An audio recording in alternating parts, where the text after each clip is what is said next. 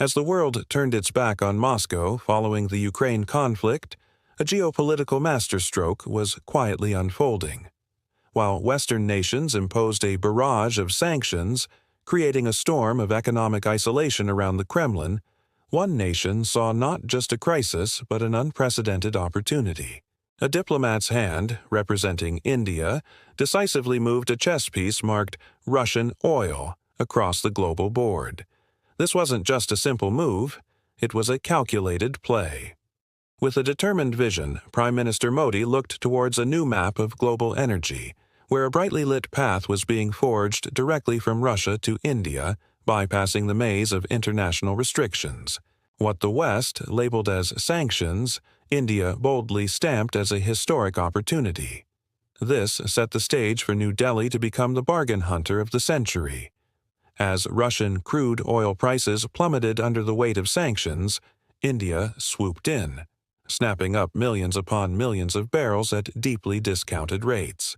Imagine a massive spreadsheet of global oil prices, where the Russian column is flashing "sale," and India is the first and most eager customer. Hyperlapse videos would show countless oil tankers charting a new, dominant course, their GPS trails converging from Russian ports directly to the Indian coast. It was a torrent of black gold, gushing into India's vast storage tanks, its dark surface glinting with the promise of immense profit. In a stunning transformation, stacks of golden coins seemed to morph into barrels of oil, symbolizing a deal where both sides won.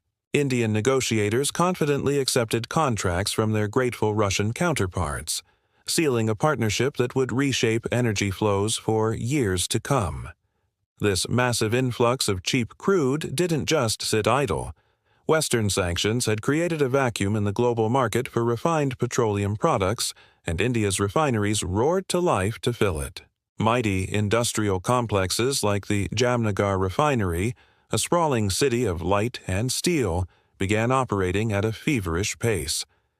The fiery flare stacks burning against the twilight sky became symbols of this relentless production.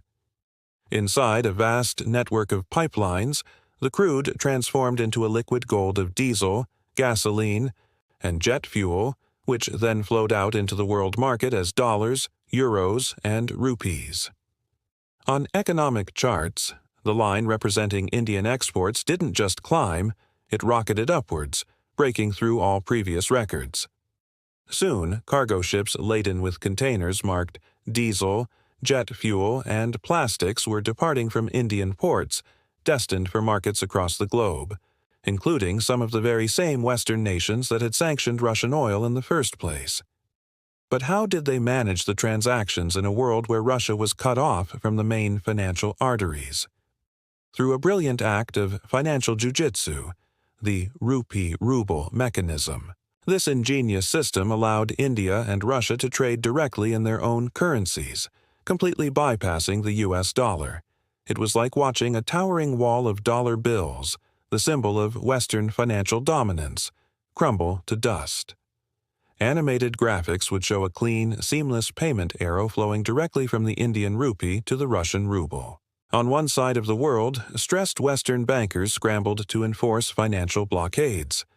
On the other, calm Indian and Russian bankers shook hands, their transaction complete.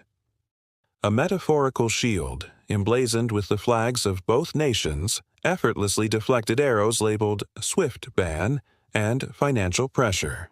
A new, decentralized network was emerging, and the connection between New Delhi and Moscow was shining the brightest. This entire sequence of events wasn't just about trade or making a quick profit. It was a geopolitical revolution.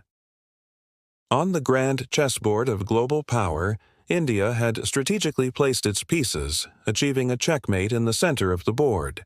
While a whirlwind of chaos engulfed much of the world, with flashing news headlines, volatile stock tickers, and images of protest, the Indian economy stood firm and prosperous in the eye of the storm.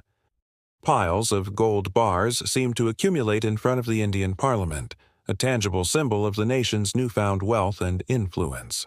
Leaders from other emerging markets began looking towards India with admiration, recognizing a new model for navigating global uncertainty.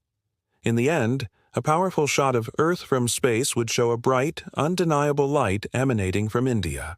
This bold strategy proved a timeless lesson. In times of global chaos, there are always those who not only survive, but thrive, turning crisis into a golden age of opportunity. Thank you so much for watching.